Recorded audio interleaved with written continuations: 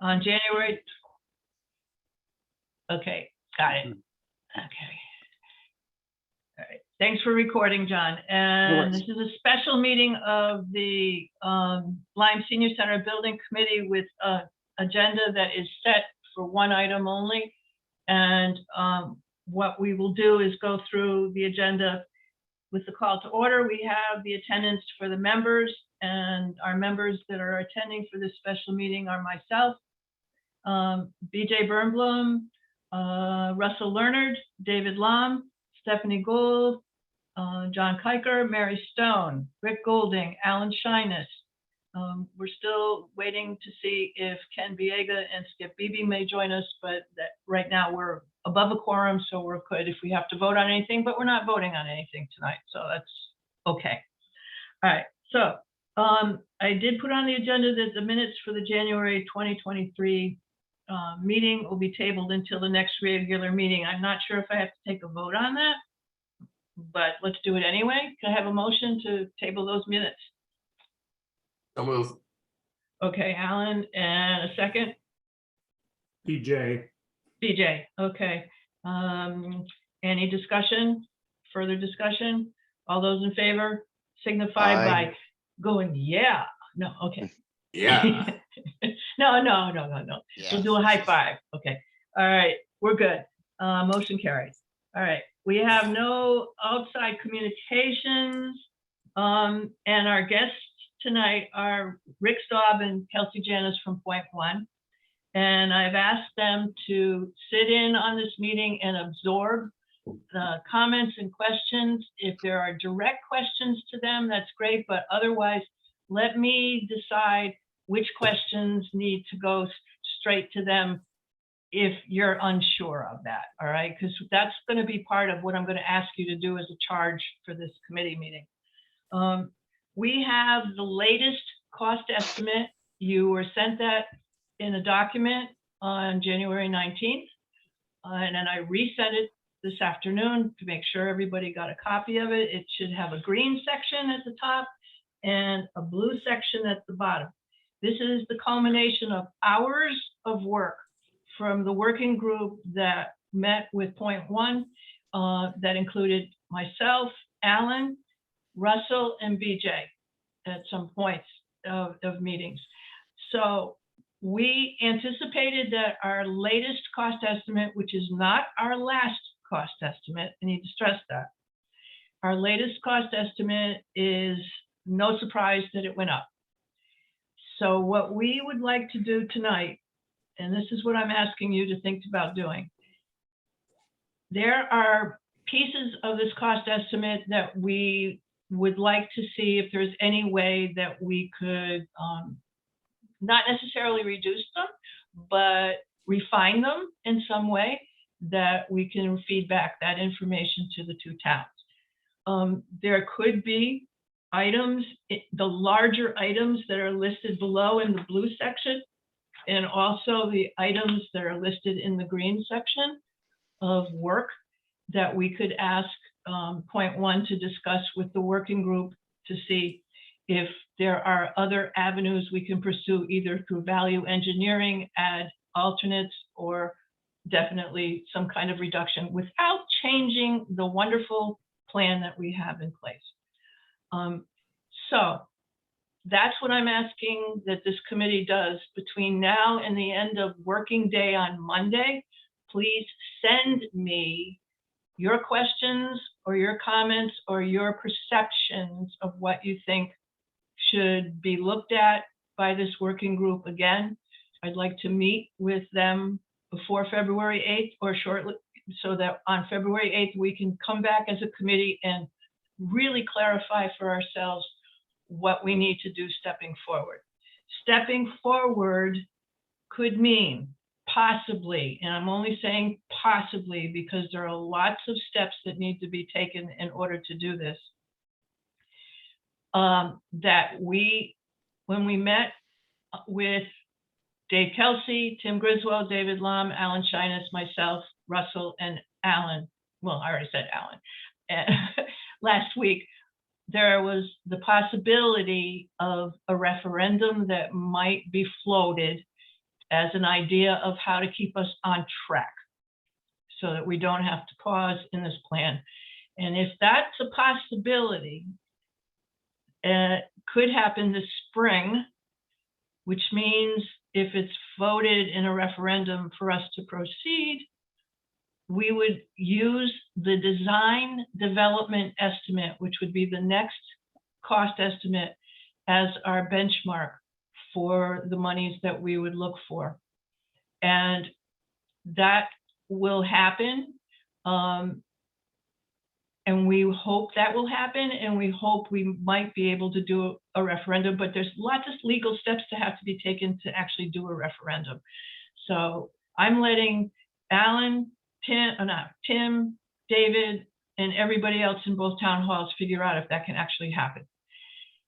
If that happens and we are okay to keep going, the first week in July, point one, we'll have our building specs by their contract, which could lead to the bid document to go out for bid. And we could actually, if everything falls into place without any new pandemic or anything else that could happen, break ground late this fall and actually start the project. Does that sound like I'm on track? Alan, Russell, was that the right narrative at this point? Yeah, that's about what was discussed. Yeah. Okay, all right. Can you, Jerry, can you tell us a little bit about the referendum, the pros and cons? Is it legally necessary? Why a referendum? Well, I guess because that would be a clear step for us to take with the voters of Old Lyme or in Lyme to actually move forward. David, you had concerns. I know that this was floated in our meeting as a possibility, but I'm not sure about whether it could be a reality this soon or not. Jerry, I'd like to point out that back in 95 or 94, the town's never held a referendum to build the original senior center. Right. So that means BJ, you gotta speak up. Can you hear me now? Yeah. Can you hear me? Yeah. In the absence of a referendum, the senior center would get funded by the recommendations of the boards of selectmen to the boards of finance, and then inclusion in the annual budgets, which would then be voted up or down by each town. And presumably, to enhance the likelihood that those budgets would be approved, public meetings ought to take place, informing the public about this $4 or $5 million, bump in the budget, but not a referendum. So I'm agnostic. I just don't know if we think this is in the best interests of the towns, and therefore we want the public to support it. I don't know whether the referendum route enhances that or diminishes that possibility. I really don't know. It's a little scary. I think those are the kinds of questions that we need to have answered, and soon, because I want to be able to start to prepare to go to the boards of selectmen and the boards of finance in February, late February, no later than the beginning of March, to do the other process if that's what we have to do. And so Alan, I see your finger up. Let Alan, yeah. Okay.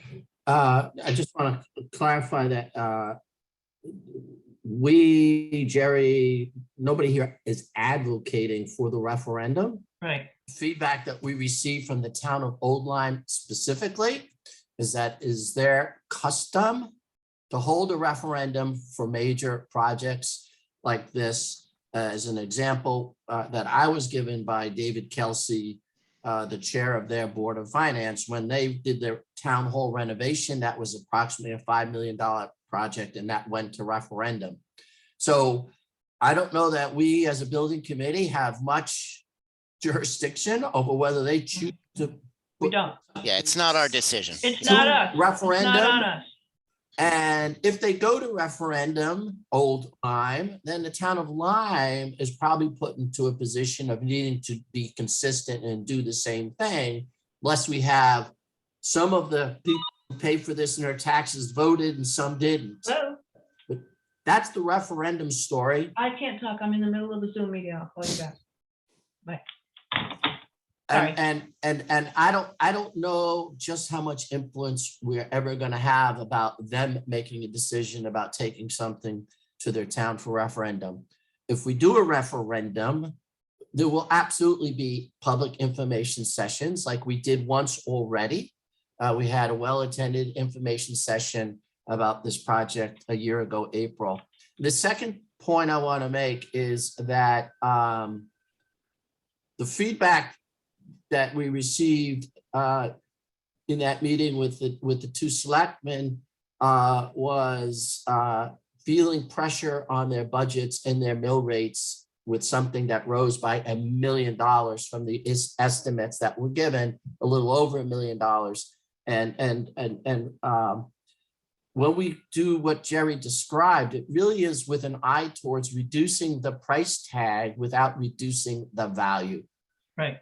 Okay, and so just so that we're really clear, this isn't so that we can understand much better each line item in blue. It's to say, are these items all absolutely necessary to accomplish what we want to accomplish? Are they all absolutely necessary with the fit and finish and trim and motors or whatever's in this first go around of cost estimating? Can we get to the same place and not spend exactly that amount of money? That would be very favorable received by the two towns, that I can assure you. Yeah, and I mean, I'm sorry if I gave the impression that we had any influence on any electoral process in either town, because we don't, okay? But I need to know what process this committee has to follow and how we have to follow it and on what schedule we follow it. So let's just, The one thing I want to just say is that we need to make sure, and maybe David can help, but we need to make sure that that decision happens quickly in Old Lyme, because if they decide they don't want a referendum, but we miss their budget cycle, then we're into another year. Yeah, And if we do a referendum, it's got to be scheduled. And it sounds like your conversation with Tim Griswold, he knows that, but this decision's got to be made by whoever's going to make it in the next 2 weeks, I would imagine. well, after I remembered with David Lom's help, thank you, that there is a legal process that needs to be followed for a referendum. I sent an email to Tim, to David, Alan, to you, and to Dave Kelsey, for the people who were at that meeting, to ask them for clarification and what the steps are. And if we can't go to a referendum in the spring, as they thought we might be able to tell me what's the next steps. I mean, I already know what the next steps are. I'm going to have to go before the boards and start talking to them. But I also need, if that's the case, I'm going to need a possible figure to give the boards. That's going to be, so that's where this next step of work comes in for us, is to go through this cost estimate and look at line by line, if that's absolutely necessary, and ask the question, is there a way to reduce something without changing the value of the plan? Is there, line by line, another way that this could be costed out, either through value engineering at alternates or going back and reviewing whatever plan is in place to see if there's anything else that can be done. Jerry, I think Mary's had a question for a while, so maybe. Yeah, I'll get to her. Okay. And we need to do that. So if we could take a look at that document, I'd like to start looking at that. Yes, Mary. There is a threshold in writing somewhere about the dollar amount which triggers the automatic need for a referendum. When I lived in Old Lyme several years ago, it was $1 million. So when we started out with this plan and we were under 4 million, Lyme was not going to need a referendum. Old Lyme would need one. I don't know where that threshold is now, but that's a fixed amount. That's an easy question to answer. Well, yeah, and thank you, because, well, that's the email I sent this afternoon was, what are the steps, what legal steps have to be taken, and what are all the steps for the process for a referendum. So I'm gonna let Tim and Town Hall in Old Lyme and Dave, in your discussions with Tim, whatever is worked out, we're gonna follow whatever we have to do to get this done, okay? And that's gonna be what my mantra is. Okay, no matter whether we go to referendum in May or we continue on with just doing BJ, the boards of selectmen and the boards of finance. I've already scheduled I'm going to be on the agenda for the Old Lyme Board of Selectmen on February 6th, just to give them an update, because I want Martha and Matt to be more involved with information. But I'm only going in with estimates at this point and some information to make sure that they know we're still working on this. What we need to do is an extremely good faith effort to show to the towns that we have asked the right questions and gotten the right answers about how we can save some money. Okay. Without diminishing, like Alan said, without diminishing the plan and the value of it. Does that make sense to everybody? Yeah. Hello? Anybody else? Okay, can we start looking at that document? Alan, can you help like walking through that? Jerry, Rick had a question. He's had his hand up. Rick? Yeah. Rick had. The question I have is because. Oh, hi, Rick. I can actually see you tonight. Yay. Okay. So, well, I think we've already kind of gone through some, selection of what and cost-effective things. And obviously, trim the pencil here and sharpen the pencils a little bit. And obviously, you can only get past inflation and these costs of things to a certain extent, but also being sensitive to the towns and their mill rates, and so that there's not a big bump. The other question I have, and I don't know how it would affect our fiscal planning and budgetary process, but if we find that there are things where we can take out the steepness of the mountain and make it more of a hill spread over time, i.e., landscaping or railings, if that's something that can be moved down the line a year or a year and a half, 2 years, so that the budget isn't suddenly a big budget in any one year, it's still realized, but it's not affecting the mill rate. Do we have some of those options to delay, but keep it within the scope of the project, but delay the time at which it's done? That's one of the things we could take a look at. That is definitely one of the things we should take a look at. And that was one. And I met with Mr. Griswold this morning because he couldn't make this meeting. That was one of his questions. What could we delay or just offset for a period of time that we don't automatically have to do in this particular cycle? Okay. So I'm putting that in the note, but that to me, Rick, is something, shoot me an email, remind me, let's look at this, and this to see whether or not we can offset it somehow, either time-wise or monetarily. Okay, great, thank you. BJ? Yeah. You gotta forgive me, guys. I only have a tiny little strip of you guys at the top of my screen, so I'm not trying to neglect you. I just might not. No, I just raised my hand. But to the point of the mill rate, let me ask Alan and David. I assume that the lion's share of the costs, at least to Old Lyme, would be bonded. And if that's true, do you have any sense of the, how would that bonding, let's say Old Lyme's share is $4 million and they bond it all. And then the impact on the town budget would be the amortization of the principal and interest on that bond. Have you run any numbers to try to estimate, to try to quantify what that would be? In other words, it's not that in a year the town has to add $4 million to its budget. Yeah, absolutely. I've run numbers on that, and obviously it's a fraction of the $4 million. A piece of paper is in the cabinet. If I detach my headset, I can grab it during a commercial. But I don't think that the towns are asking us or telling us how much debt service they're willing to take. They're looking at the size of the project and A year ago, it was estimated to be 3,860,000, and now it's estimated at 5.2 million. And a year ago, they were very supportive and had their heads wrapped around 3859. And now we're asking them to wrap their heads around 5 million too. And they said, could you all come back and tell us a different number we can wrap our heads around? And I think how they finance it is their prerogative. And just like when you buy a car, you say, just keep me at $700 a month. It doesn't mean now they could sell you $100,000 car because they offer you a 15-year car loan. So I segregate those things, their decision how to finance it. Our responsibility is to present a total amount of a project that everybody feels good about the number. Okay, and Well, I want to chime, I have no- BJ, let me chime in a little bit on bonding to let you give you a little update. Martha Marks, our new state senator, has put in this project on her list of 5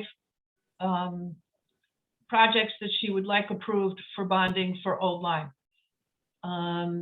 She had to do that with a deadline of two Thursdays ago to do that to the state legislature. And she has met with Mr. Griswold. She met with me to let me know that she's put us on her list. If we're approved and the town of Old Lyme wishes to go forward, I think that she said that Tim asked for 2 million for this project when she spoke with him. I'm not sure about that, and I'm not sure at their subsequent meeting if he actually asked for more. Well, But- and that's right. That's with state bonds, not State with bonds. municipal bonds. Right. And Alan, I have no quarrel nor surprise that that the town wasn't happy with the $1 million increase in the project and they were going to push back. I was responding only as a factual matter to their expressed concern over an increase in the mill rate. And Well- any increase in the project is going to affect the mill rate. I was just curious to quantify that impact. No, But not now. look, I think that is said in respect of all the other things that both towns have to incorporate in their budget. So even if it's at a debt service level, when the number moves up, not down, it creates pressure, it makes numbers change. So I don't know that despite my comment, I don't think the mill rate per se is the forefront thing here. It's, I think, more that the project went up by $1 million, and while we discuss how to finance it, they could be looking at the list and discussing how to take things off the list so you don't have to even spend the money. So that's our job as the building committee, is to be sure that what has ended up here in the first estimator are things that we all feel need to be there, and the things that don't or could be done another way. That's our front and center task. The town. Yeah, let's get back to that. Yeah, the town of Lyme will decide to bond or not bond. I think the town of Old Lyme has an inclination right out the gate to bond. They were saying that even a year ago, but I think that's neither here nor there for us, except to hit the deadlines like information sessions and referendums. Right. Okay. Can we get back to the document in front of you and actually take a look at? I will tell you, with meeting with Mr. Griswold, top of his list that he told me that he would submit. Yes, Alan. Do you want me to walk everybody? Yeah, walk through that. Do you want to and let then me we- screen share and I'll use my Yeah. mouse to point at Yeah. what I'm You want to talking? put it up? Yeah. Right now, Yeah, 'cause screen I would share. screen share, but I have so many doodles on mine right now, you wouldn't be able to read it. So, Can you enable my screen share? You know how to do that? I think it might be the upper left. yeah, hand. I have my share screen is green, so I'm figuring I can do that. No, you have it disabled for participants. I can't screen share. It is, Now I John, can. is John the one that has the meeting? I got it now. Okay, okay, Steph. There it is. There it is. Good call, Steph. All right. Everybody can see this. Yes. There you Okay. go. I'm going to So walk concentrate on us the. through it. I'll concentrate on the green first. Yeah. By the way, the screen flipped here. This is what we had when we did the public information session, this is what we had, our first set of estimates. And when I refer to 3,859,000, I'm talking about this number right here, which is the first estimator, total construction cost of 2,973,000 plus certain soft costs, all inflated for an inflation factor to arrive at the number that we estimated April last year, 3,859,000. Okay, and there, and that's this number here, 3,859,000. So that's the what I call the original budget. And now we just received a cost estimate. The estimator was actually this number here, 4,892,000. And then on top of that, I maintained the parking lot money, a performance bond estimate, and an owner's contingency. So they're right there, just creating some variance, but from this point to the end to make sure that we have an owner's contingency. Now, this number 4,892 included mostly the same soft costs as we had estimated before, except now we do know we have geo for the septic, and the second one is geo for the foundation, which brings us up above to really the cost of the work. And that cost of the work is up 1,142,000. 100,000 of the increase is the fire sprinklers and tanks, which with our capacity, the system that we have to have is just more expensive than contemplated originally. And our site work is quite a bit more expensive than originally. It's another $200,000 of the variance. That has a lot to do with the site lighting that we'll pick up in the blue below. And it also has a piece to do with the sprinkler system and moving the water. I don't know how much of that will be touchable and not touchable, but just so you know that we've got 300,000 of this 1,000,001 increase is happening only on these two lines. And then finally, sort of, inside the building and doing the work and all, inflation is a lot more severe than we had allowed for in that first estimate. It was 9.8, right? Well, it was 9.8 through the end of 2022, and then the provision for inflation, probably our estimate, my estimate, Alan with an Excel spreadsheet just ran out of gas and didn't get far enough to the actual construction date. And this cost estimator does a better job of that. So there. And then finally, when we did our estimates way back here, we really did them looking at square feet and an estimate per square foot.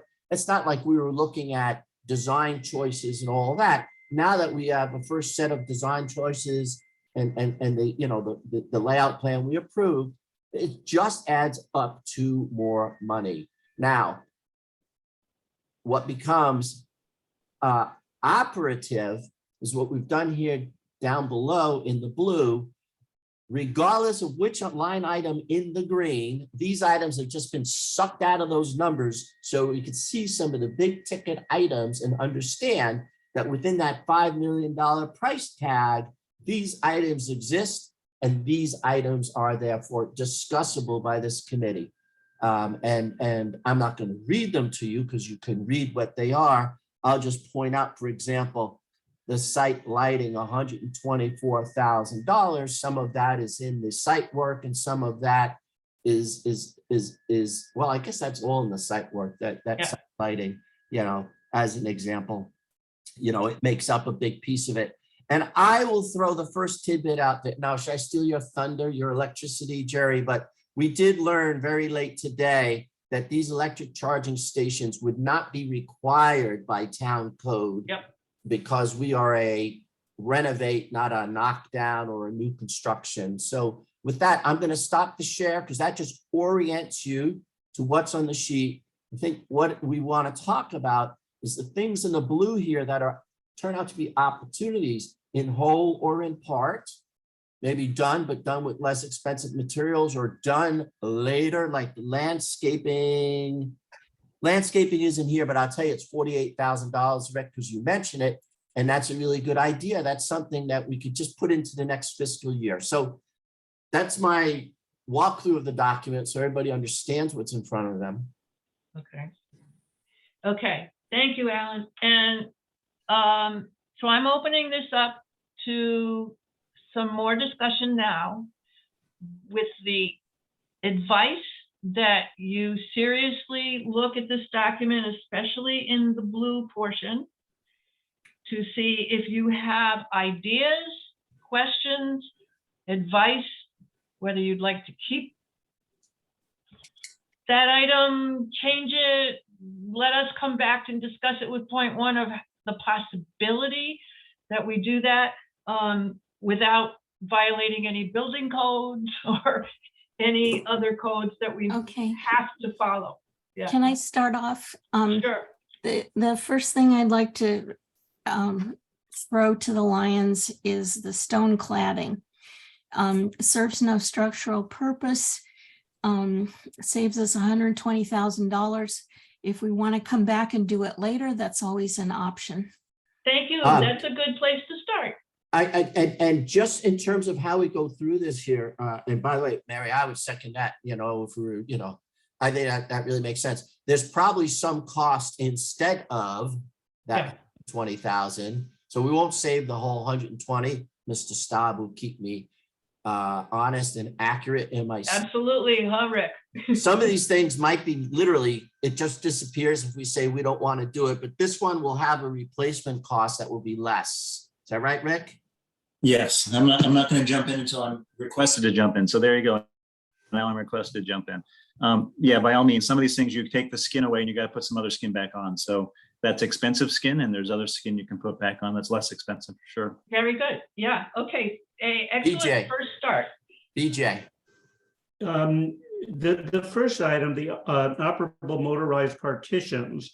So my question is, if they're not motorized, how difficult will they be to move, and how often do we anticipate they'll have to be moved? Good question. And I can tell you in the discussions that we had, we thought that there might be there's a smaller partition and a larger one. So maybe motorize one and not the other, and make sure.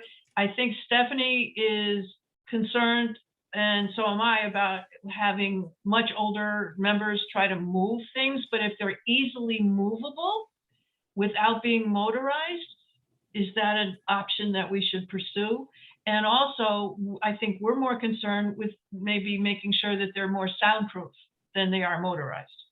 Okay, so I mean, That's a good. Russell, did I hear you?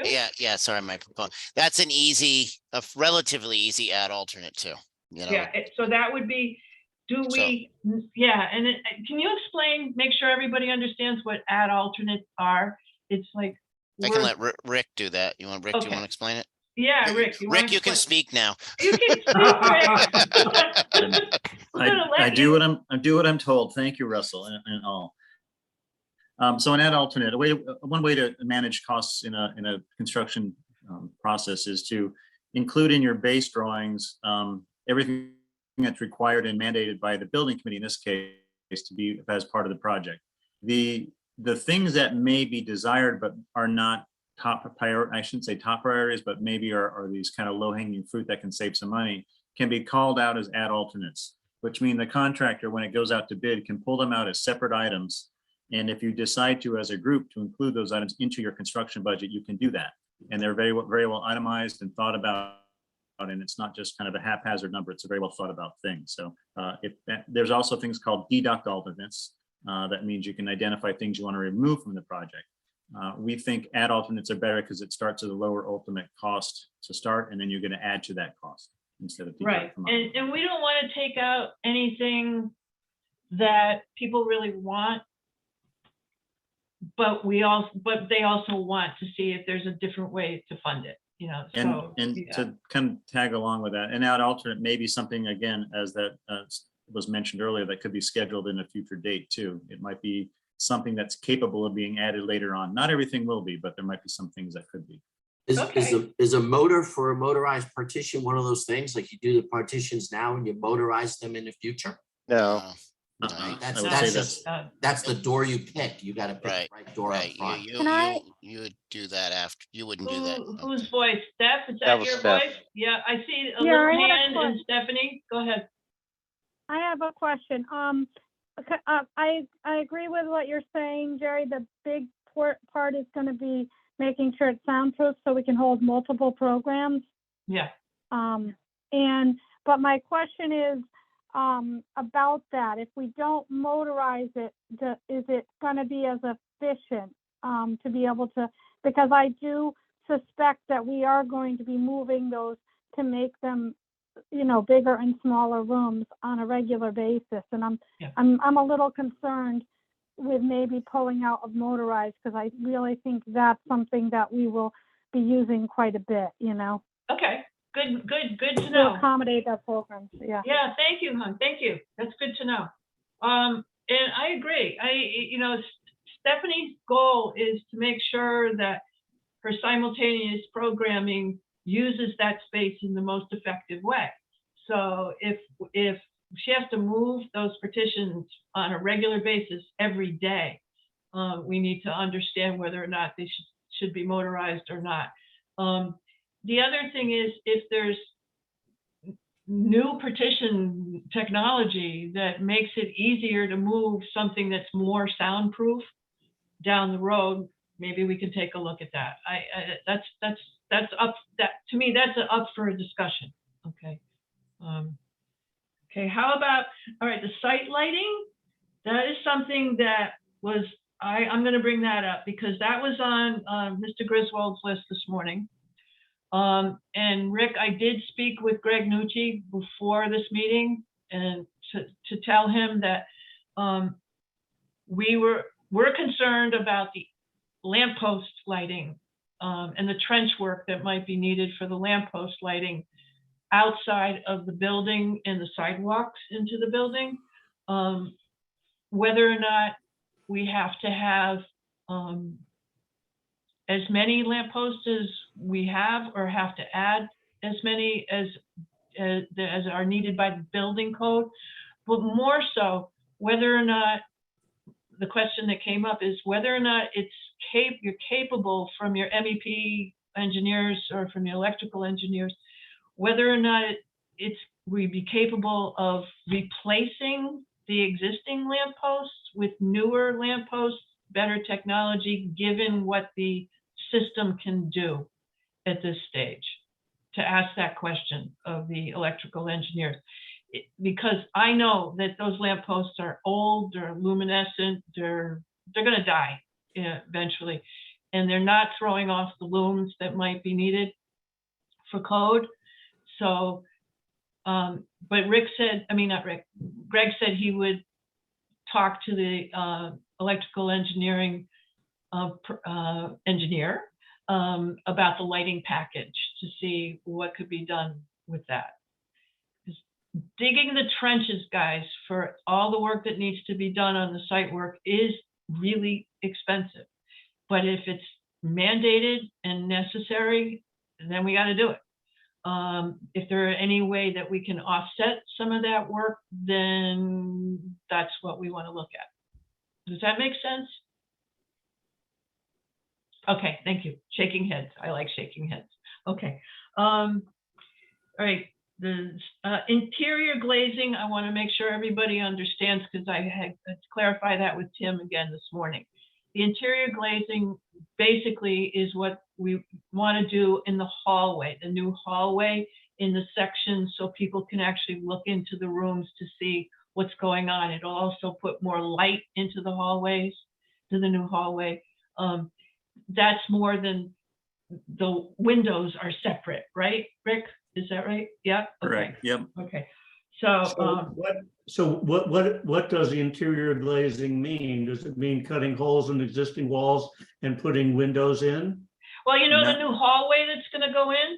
Yeah, Okay, it would be along that hallway construction. There would be sections of glass that would go in so that people, while they're walking through the hall, can see into a room. right. So it's not movable, but it's having a wall with a Window. with a glass window or not. Okay. That's what that is. I like the comment about landscaping because that came up with Mr. Griswold this morning as well. Could that be offset or done after? So let's talk about that. Anybody else and then additional site improvements, fencing, guardrails, etc. Not sure exactly what the scope of that's going to be, Rick. And do you know for sure yet? If We don't know for sure yet. I think we have to go through the other kind of more investigation into that thing. into Okay. the- All right, so we could come back and revisit that. And then the question came up about Marvin windows at the meeting last week.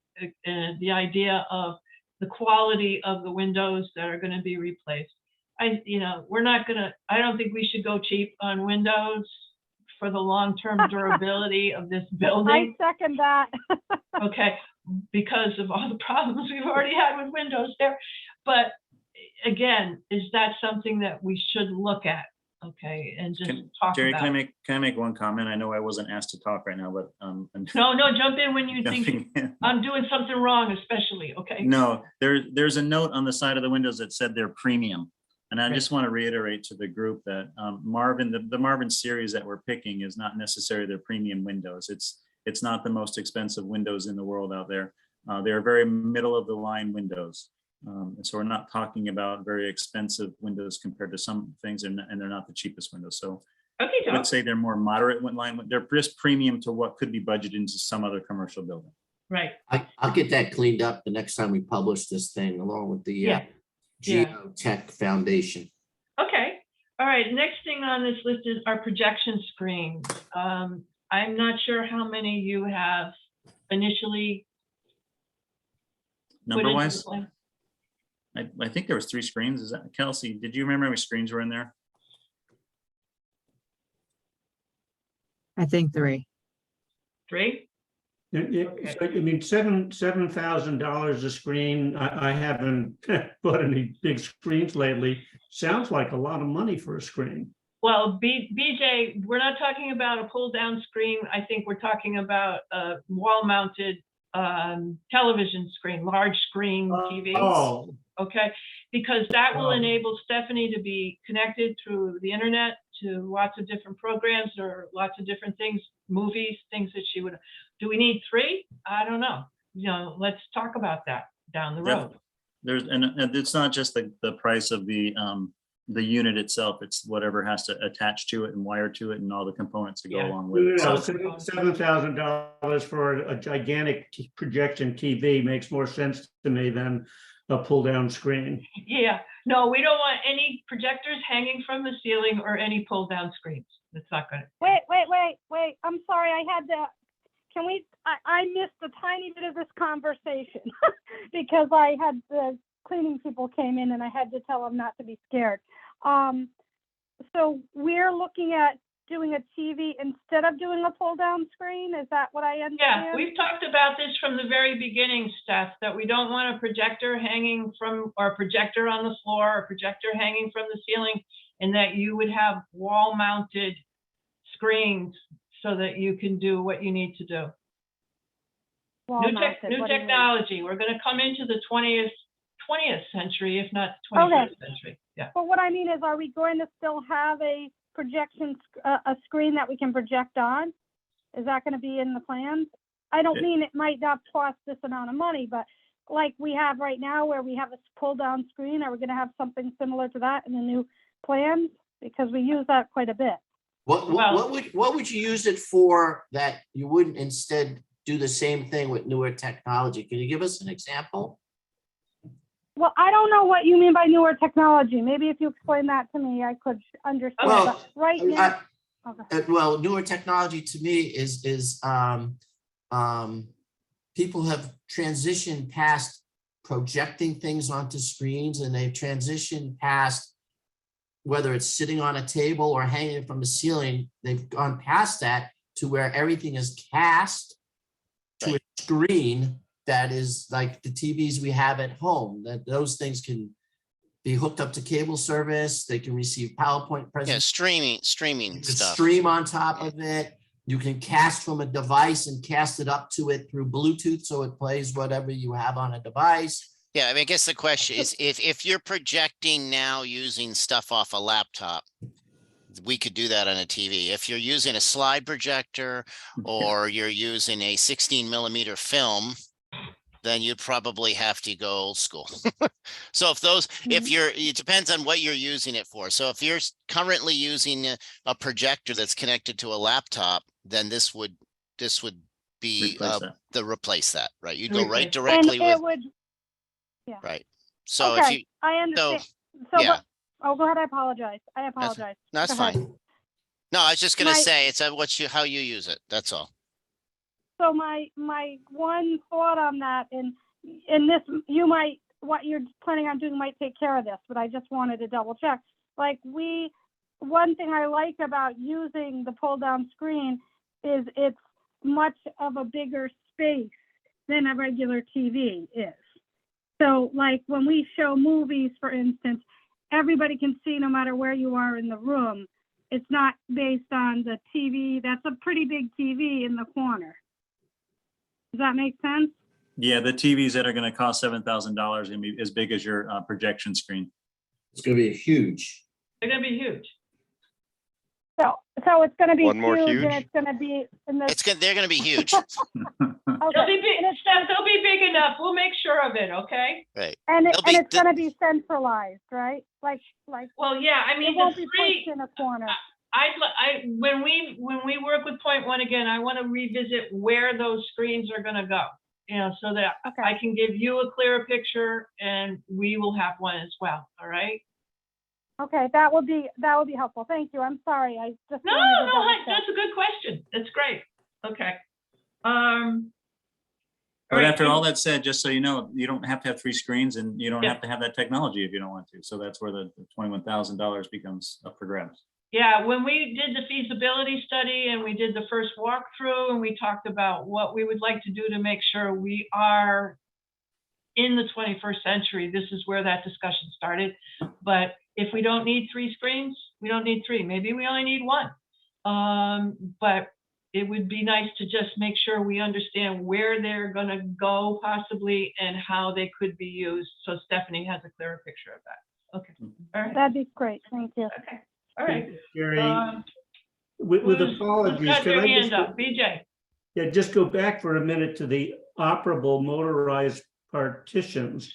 I assume the 181,000 is a complete cost for the partition as motorized.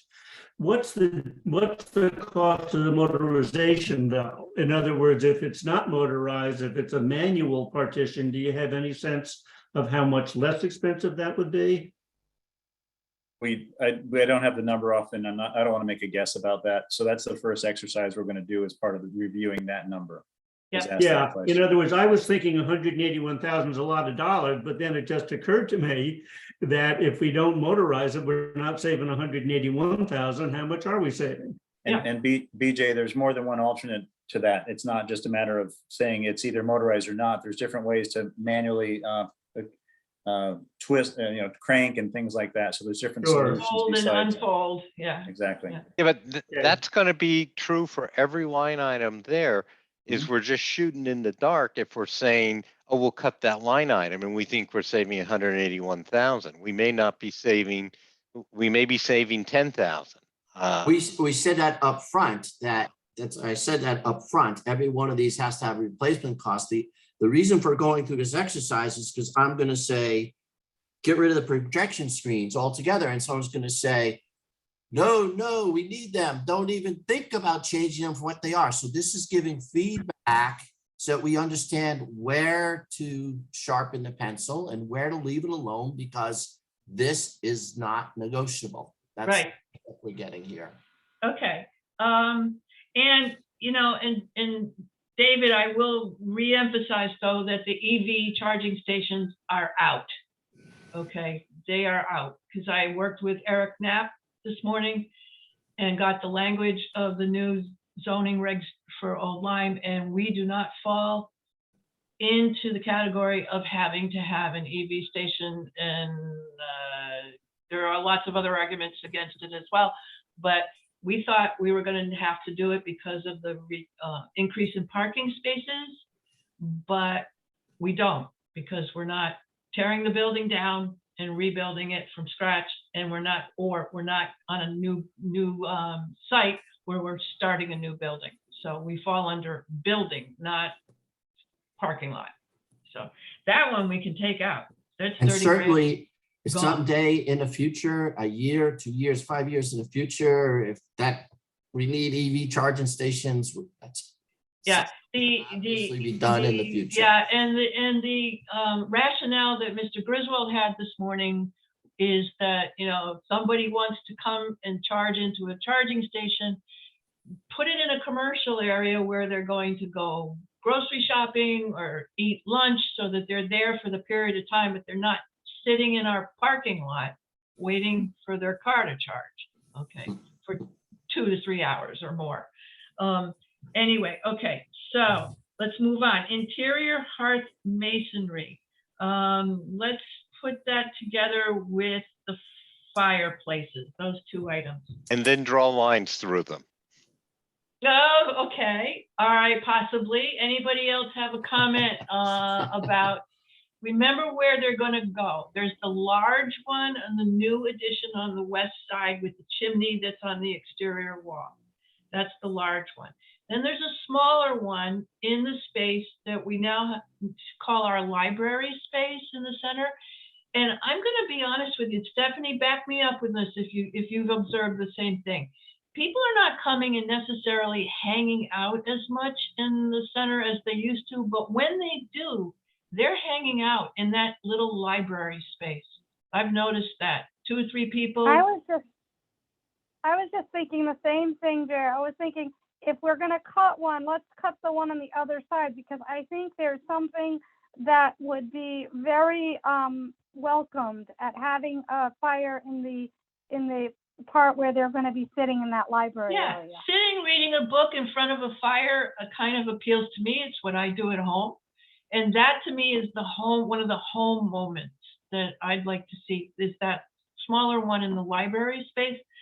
Frankly, I could live without the one in the other space, because that's going to be a multi-activity space. It's not going to be where somebody's going to come and sit in front of the fireplace and hang out. I mean, it's more of a nice visual statement, but for me, this is me, I'm not speaking for anybody else. It's not necessary, because there's going to be so many other different activities in that space that it may not be a moment that we need. Anybody else have a thought on that? Agree. I So see some that heads makes- going up and down. Yeah, that makes sense to me. And the cost as a percentage of the whole is so small that, I mean, I really like the idea of having the fireplace in the library where folks can feel warm and cozy.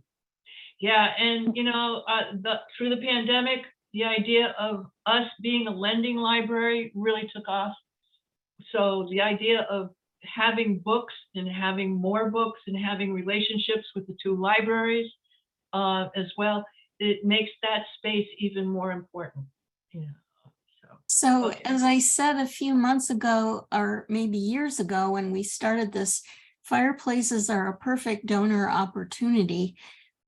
They're nice bite-sized pieces for people who make contributions in those amounts, and they're perfectly receptive to brass dedication plaques.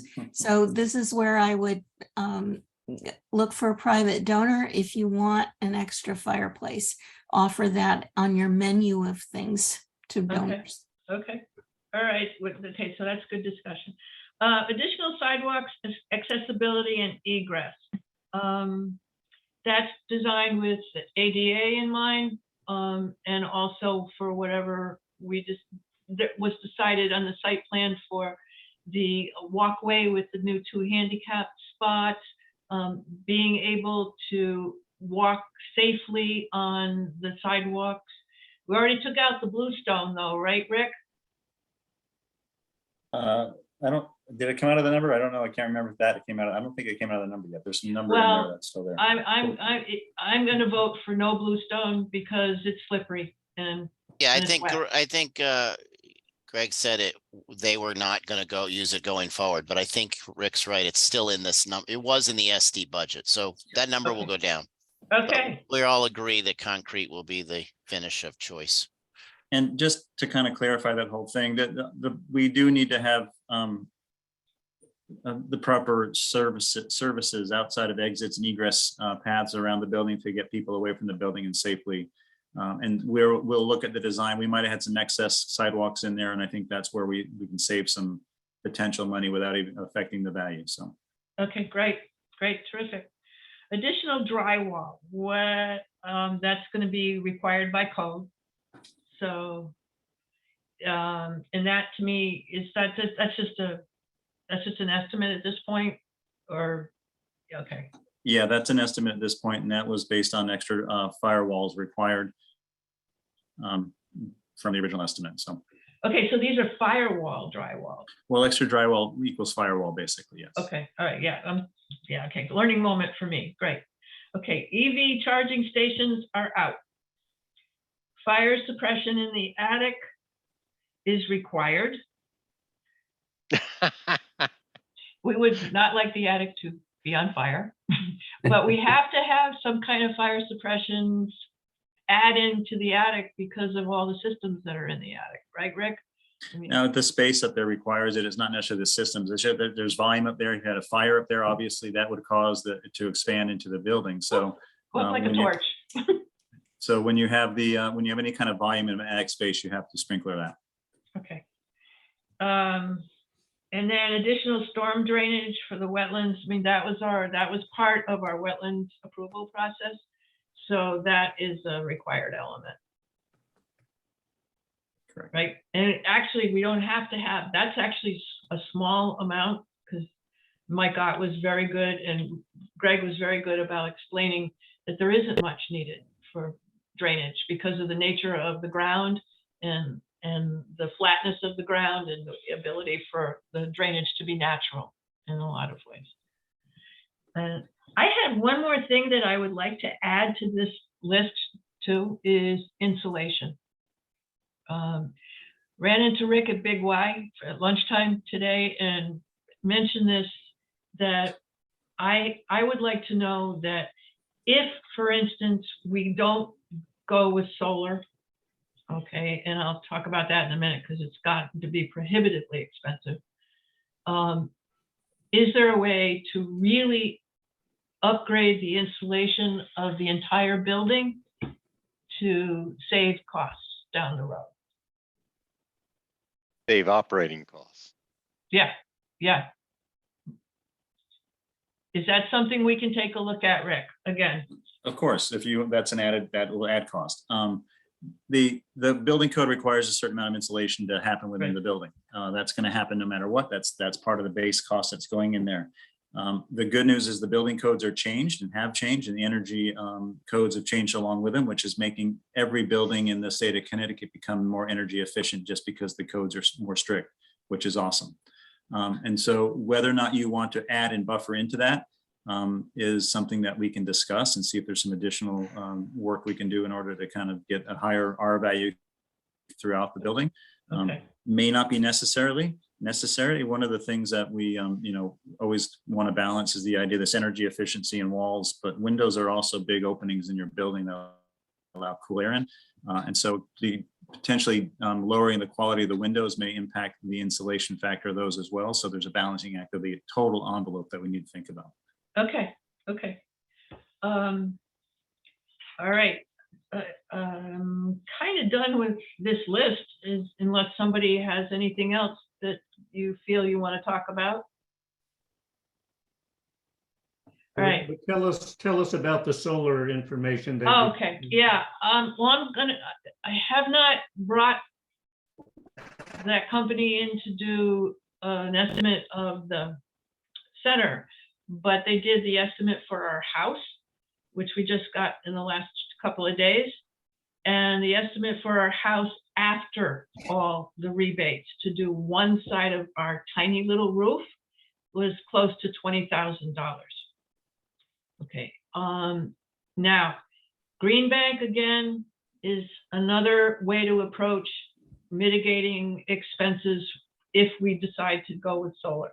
I'm gonna contact one of the companies on their list and bring them in, and I'm gonna get Ron Tooker to come in from Lyme to do an estimate and see how they line up with that.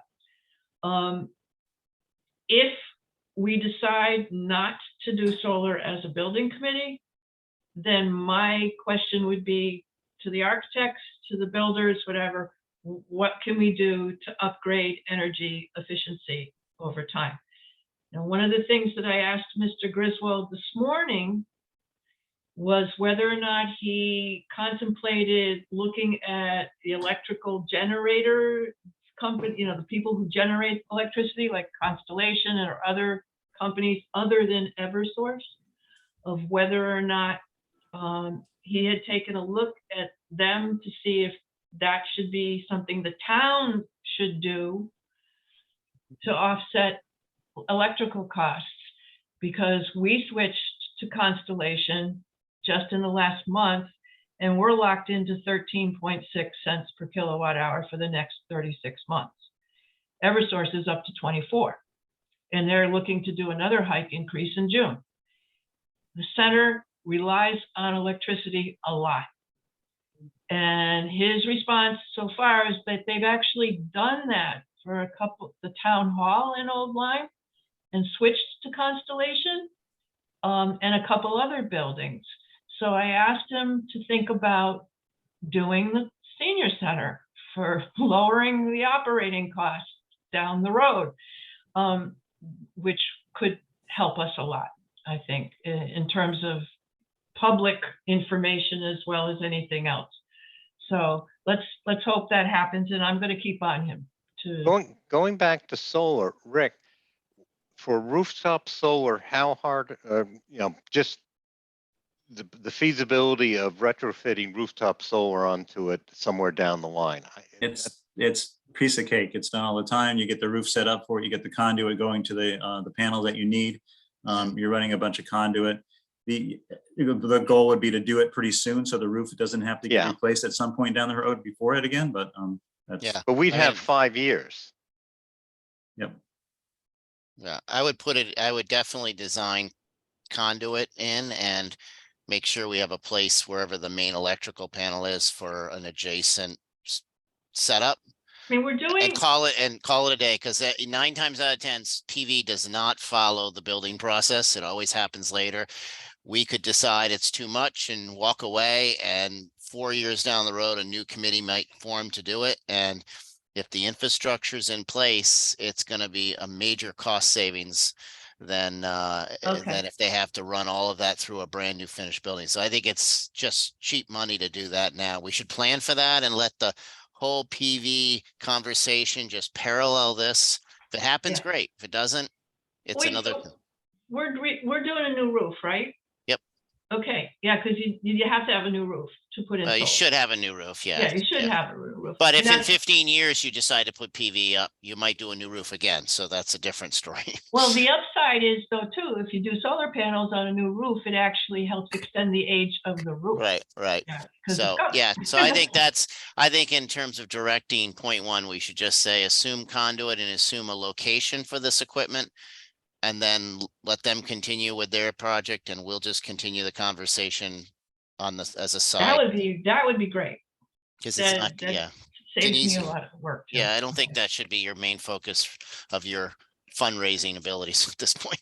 Oh yeah, okay. Because we could have the best solar PV panel with no senior center below it, because we don't have any other money.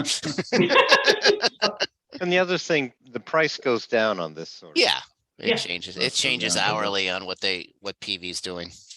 Okay, all righty. Is there anything else that you feel is missing from this document or needs to be added? Or any other comments or questions that you might have on anything that we've talked about so far? Well, I have a question for Rick, and that is, this list in blue sort of I won't call it low hanging fruit from the point of view, not necessarily of savings, but low hanging fruit from the point of view of being able to grab identifiable globs that don't require 3 paragraphs to describe. But that adds up to $800,000, and the job is estimated at 3.6 million. If I go back to the first subtotal on the green sheet, or if you include the site work and the sprinklers, $4.4 million. Is there other stuff in there that, from your perspective, could be looked at, kind of like the blue stone, that a certain assumption was made that was fed to the estimator, but we could very well make a different set of assumptions, and maybe 1 or 2 of those things are as large as anything we're talking about on the blue list? The answer to that's yes. And the answer, the long answer to that is that every item should be looked at that way. So as we're going through, so as a back step, the drawings that have been given to the estimator to price are very schematic level drawings. They are not detailed. We don't have specifications called out for things. You might have said, hey, go price a Marvin window, or hey, price some thin stone here.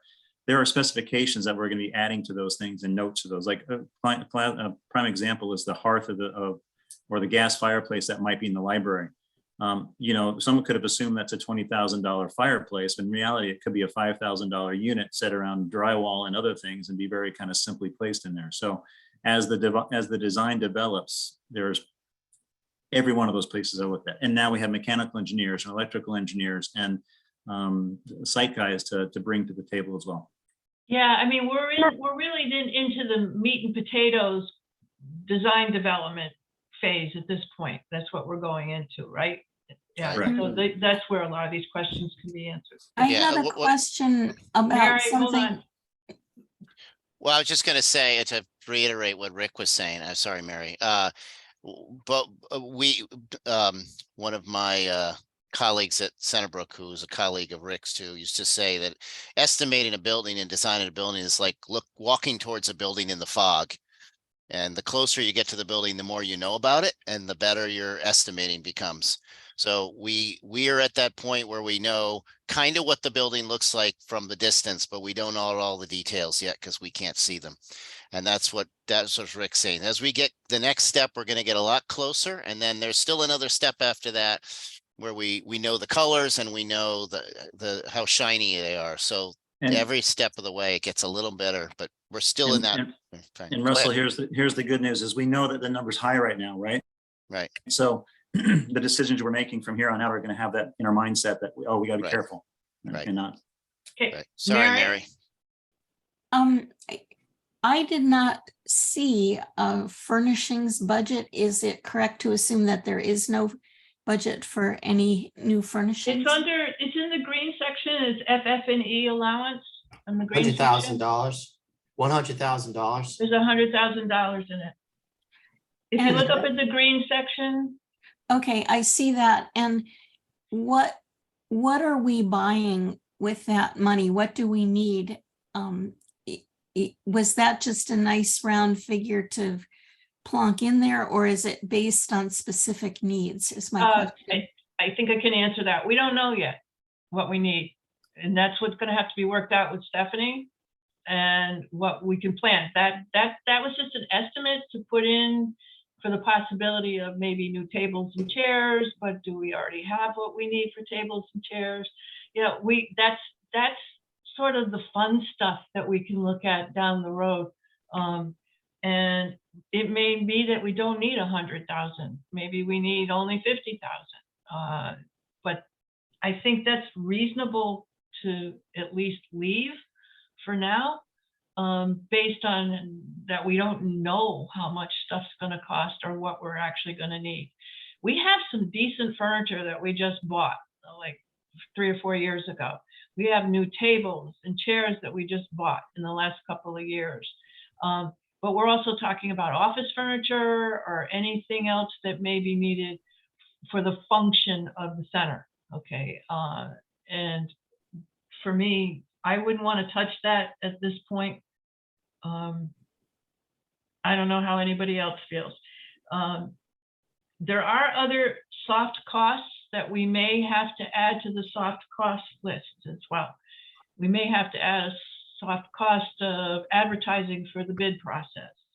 We may definitely, I worked it out with Mr. Griswold and Mr. Lam. He's going to talk to you about this too. When it gets to the point where we have to empty out the center and put things in storage, he feels that the building project needs to pay for storage, but he would recruit people from both towns to help with the actual move of all this stuff. So we wouldn't have to necessarily hire a moving company, but maybe Public Works employees might help out their sister municipal agency. So that's that. And then I actually brought this up at the meeting last week, Alan and David, and you remember maybe, and Russell, that when we get to the point where we do private fundraising, I would really like to add to the soft cost a small stipend to actually hire somebody to help do that.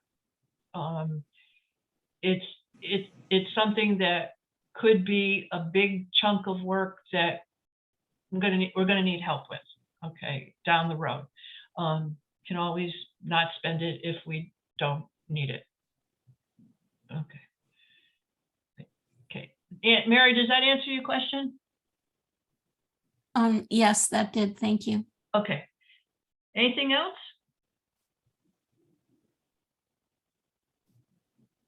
Yay. Rick, are you still there? Rick Goulding. I saw in a chat that his phone died, so he's out. This is Rick Okay. Staub, but All right, saw I'll get him. I can call him and bring him up.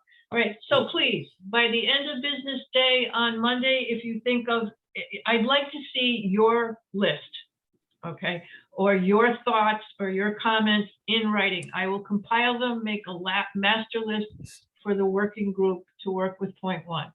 I have it all down on my sheet so far, but if you think of anything else or you want to clarify anything, please send me an email, call me, whatever, so that I have something by the end of the day on Monday that I can distribute to everybody. And then Russell, Alan, and I are going to schedule a meeting with point one before our February 8th regular building committee meeting to see what we can do. Okay, does anybody have any other comments? Oh, cool. Okay. We have no members of the public here, so we have no public comment. And our next regular meeting date is Wednesday, February 8th at 5 p.m. and it will probably be a Zoom meeting again. All right. So if there are no other additional comments, I'd like a motion to adjourn. So moved. Okay, David, second, please. A second. Russell, any further discussion? Okay, all those in favor? Aye. Okay. Alan wants to stay. Alan, no. Okay, I'm hungry. I want to have dinner. Okay, so we are adjourned, folks. Thank you very much. Have a great weekend. And You too. we will definitely get this. My goal is to keep us on track. Good. Period. Thank you. Thank you. All Good night, right. everybody. Bye-bye. Bye.